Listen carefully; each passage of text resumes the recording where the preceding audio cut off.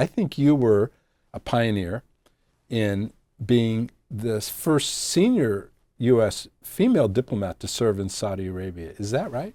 I think that probably is right. There was Janice Bey in Jeddah, but I think I was, when I became economic counselor, I think that was the first at that level. And remind me what years that was. We were there 4 years, 84 to 88, but Wow. I was the financial officer for 2 years, and then I moved up to take the counselor job. Mm.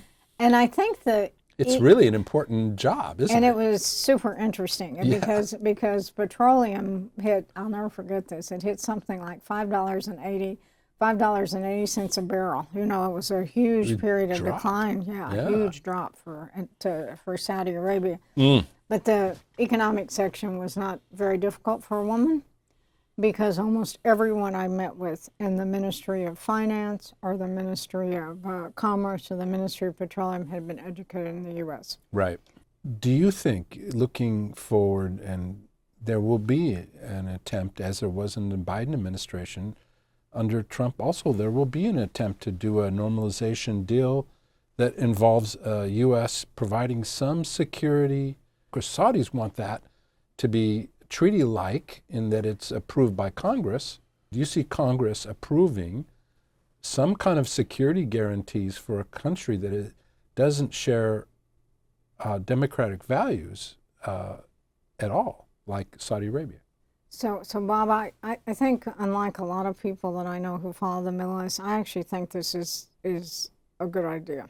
But look, as long as we've been involved in the Middle East, there have been two overriding American objectives. And one is Israel's security, and two is energy. Right. And everything else is subordinate to that, forever.